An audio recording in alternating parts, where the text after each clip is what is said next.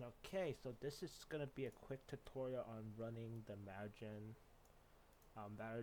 code on CHTC. So this will be based off of the Docker image I linked inside one of my slide decks, and I also uploaded to GitHub. I'll pull it up real quick. It's over here. So it'll be based off of this completely. We'll be running code that is similar to the Mattergen stuff.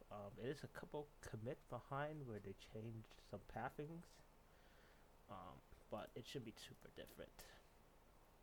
So, if you guys want to look at the Docker file or anything, you have access to what the Docker file is based off. I don't think I uploaded my Docker file to look at, but I'll do that as well later. But for now, we'll just be going through the initial run. Probably just gonna go through the initial generation of a material. You can probably do the rest yourself. You just have to copy most of what they're doing after the initial steps that I do. Okay, we'll get to it. So let's first look at the submit file that I have. If you've been on this project before, this will probably look pretty familiar. So the biggest thing that we have is setting the Docker image to be the Mattergen image, and then the rest of these things, if you guys already have a submit file, will mainly stay the same.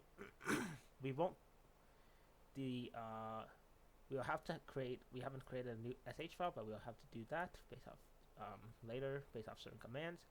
And this transfer input file will be the biggest thing that we're gonna look to change, mainly because the structure in which we are looking to use it is different, because this entire file is like 3 gigabytes big and we can't just transfer it constantly. So let's try to do an initial test run interactively. So I have it set up right here. We're in an environment already. It's based on the submit file. So ls remove these things that are relevant. I was too lazy to change on my submit file. Okay, so the big difference is that instead of transferring the environment is already there. So, for example, you go down here, you see that the Mattergen environment is here. So what we're going to look to do is we're going to look to move it from here into the directory that we were just in. So, oops, didn't work. There. Okay, so it's not here. So we're going to look to cp/mattergen to our current directory. Oh, forgot -r. My bad. So -r. This might take a little time because it's a big folder. Okay, so now we should have the Mattergen folder in here. Next thing you're supposed to do is you're supposed to go into the Mattergen folder. And now that we're in here, what happened? Now that we're in here, we can just run the source, the environment file that I created, and then you then activate the .venv environment that was created in the Docker image by running this. So far the steps are: you copy the Mattergen folder from the base environment into your current working directory. You then change the current directory to Mattergen. Then you run source environment, and you activate the venv environment. I don't know what the thing is called. Now you should be able to just run all the code from the Mattergen thing however you want. So you just scroll down. Let's just do a quick unconditional generation. Read that wrong.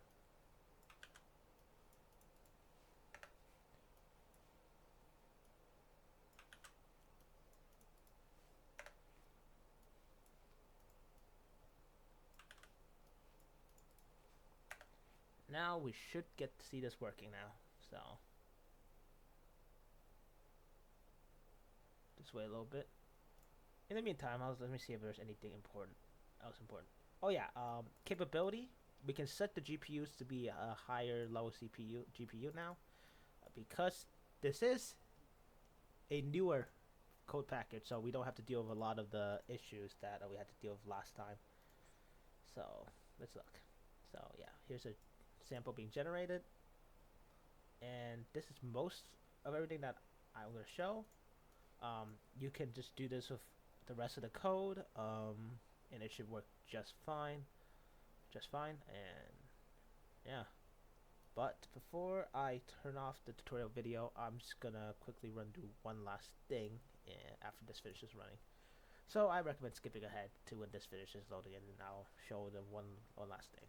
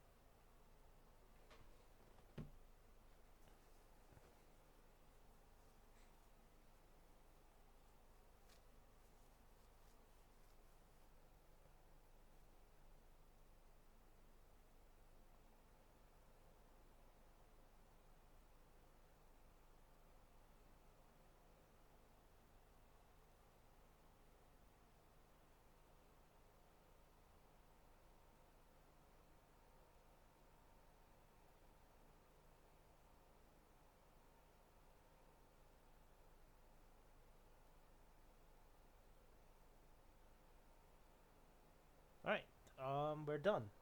So now, since we set the results path to be, where do we set it?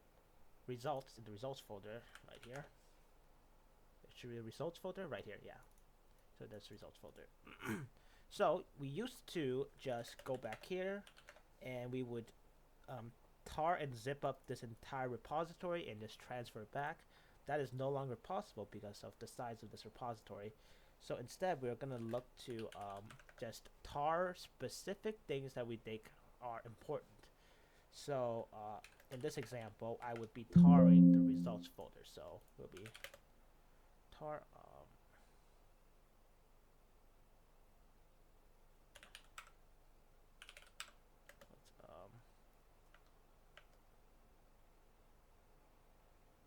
I think it's the name first.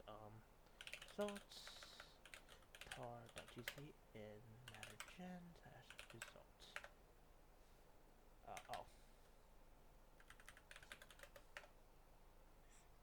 Alright. So now we should see the tar file here. And then it's just good practice. Just remove this Mattergen directory.